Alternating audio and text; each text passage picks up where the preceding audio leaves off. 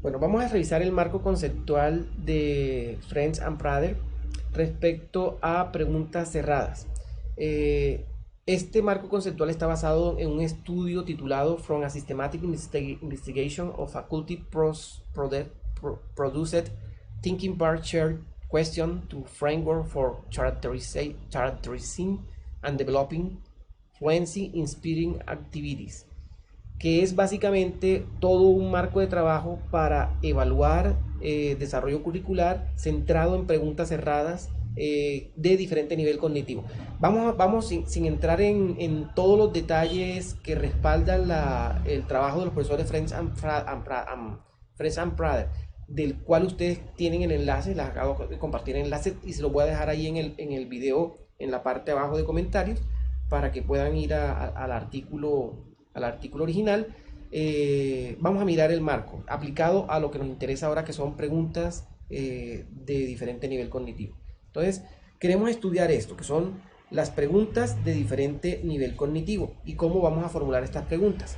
Para hacer esto vamos a basarnos en este marco de referencia de los profesores Friends and Prather, quienes se plantearon tres grandes preguntas y resolvieron estas preguntas con base en un marco de referencia que permite evaluar y se puede usar para desarrollar preguntas de diferente nivel cognitivo.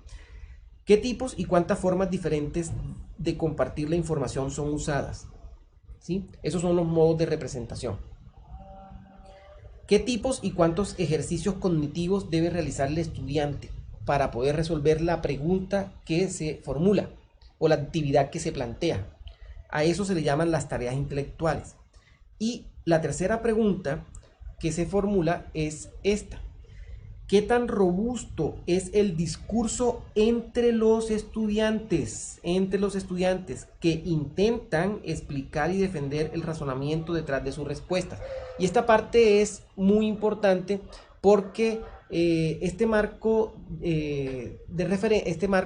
teórico se basa en cómo un estudiante, o sea, para poder definir el nivel cognitivo, vamos a tener que ver cómo un estudiante defiende la respuesta que cree correcta ante otro estudiante, y con base en los pasos que tiene que dar, los pasos intelectuales que tiene que dar, aquellas actividades intelectuales que tiene que dar, y el número de conceptos relacionados, con eso se identifica el grado de complejidad cognitiva. Pero vamos a mirar cómo se hace esto, ¿ok? Entonces, para poder mirar cómo se hace esto, tenemos que mirar primero cuáles son los posibles modos de representación, o sea, cómo se puede representar información en las actividades. Acá nos vamos a centrar en preguntas cerradas. Hay 10 modos de representación que identificaron los profesores Friends and Prather, que son palabras, ¿sí?, que pueden ser orales o pueden ser escritas, figuras y diagramas, gráficos, tablas, formalismo matemático, números, animaciones, simulaciones, grabaciones de la realidad, sea un video corto o un audio grabado, y gestos, ¿sí? Gestos corporales o faciales, cualquier tipo de gesto. Esos son 10 modos de representación identificados en este marco conceptual que estamos revisando y que podemos ver en las preguntas que hagamos. Entonces, esto aplica no solamente para preguntas escritas, también aplica para preguntas que pueden ser formuladas de manera oral y también formuladas usando multimedia. Ahora, lo otro son las tareas intelectuales.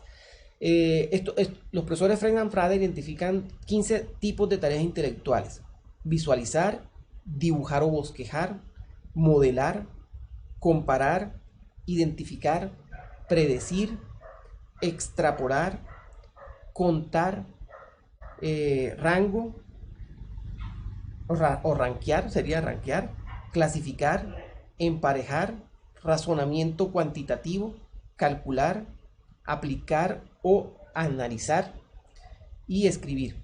Esas tareas intelectuales implican que cuando un estudiante trata de explicar cómo va a trata de explicar o argumentar por qué su respuesta, por qué la respuesta que escogió como correcta es correcta, él usa unos ejercicios intelectuales o él realiza unas tareas intelectuales que le permiten llegar a esa respuesta. y que le permiten, cuando se le explica a un colega o a un profesor, bueno, acá hablamos de pares, que normalmente se piensa a un compañero, va a usar argumentos que permitan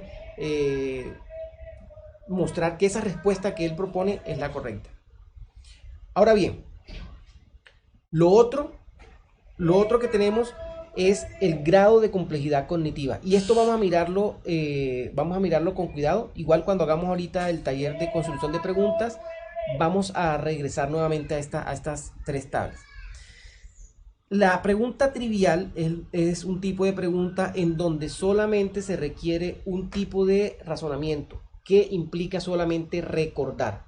Este tipo de preguntas donde para convencer al otro que la respuesta es correcta, la decodificación de la información y la explicación requiere solamente declarar un único factor o elemento de reconocimiento.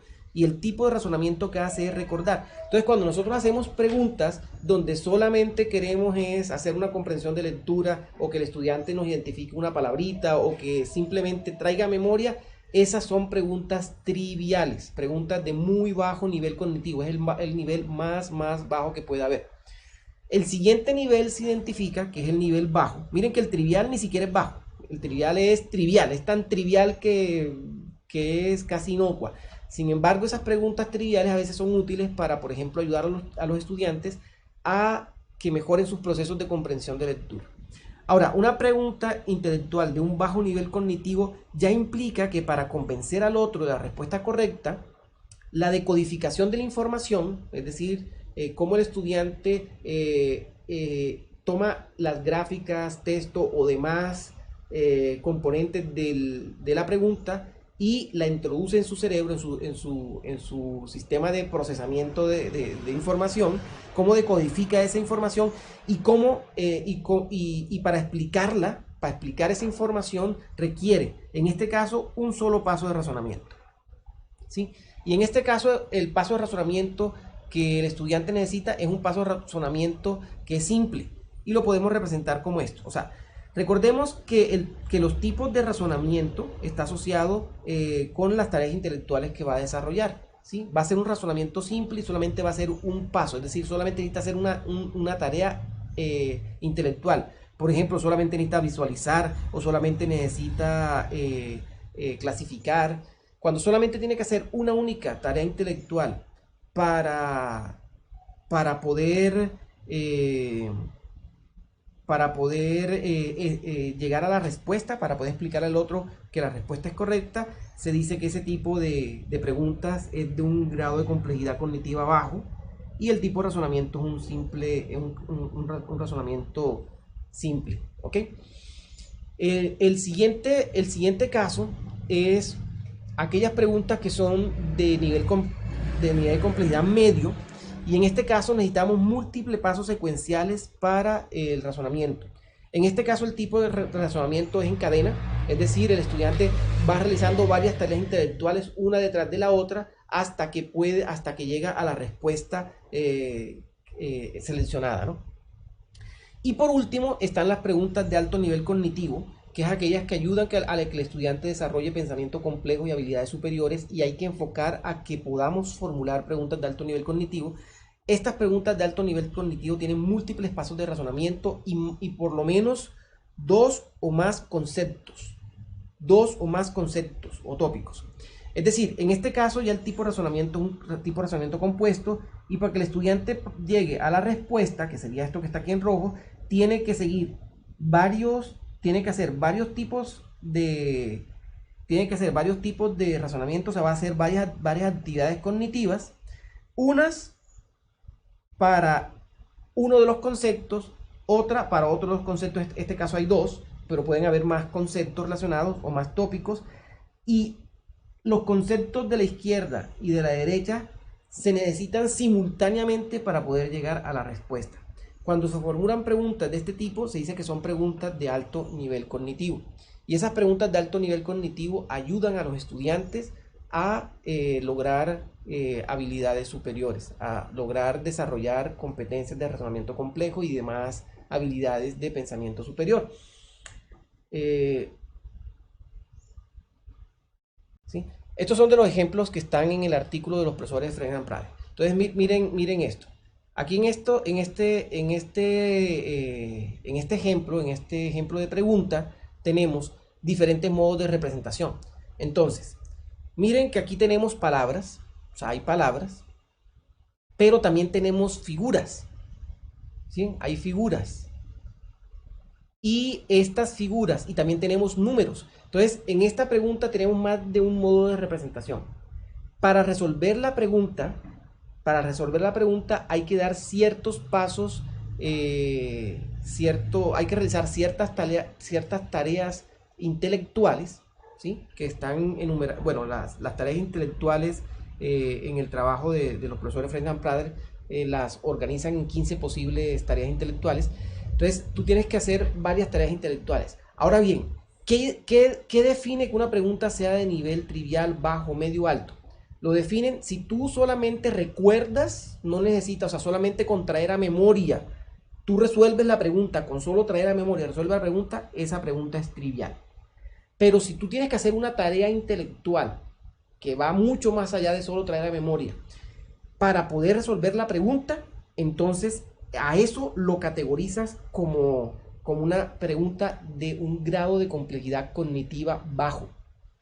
Pero si para tú poder resolver la pregunta tienes que dar varios pasos, es decir, tienes que hacer varias tareas intelectuales antes de poder resolver la pregunta, y esas tareas intelectuales tienes que hacerlas secuenciales, es decir, una, después la otra y después la otra, esa es una pregunta de un grado de complejidad cognitiva medio.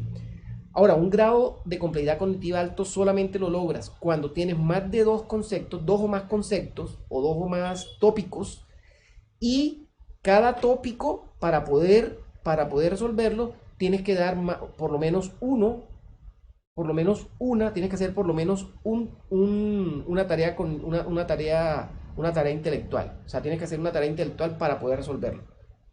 Esa categorización entre trivial, bajo, medio y alto, lo que nos va a ayudar en este momento a nosotros es a construir preguntas y a poder identificar qué tanto nivel tiene. Ahora, esto es simplemente uno de los marcos de referencia para categorizar preguntas que hay publicados. Hay otros. Escogí este porque en este momento lo estamos estudiando y creemos que es un marco de referencia bastante robusto que puede servir para hacer desarrollo curricular y para mejorar las preguntas que se formulan en los cuestionarios que se le aplican a los estudiantes.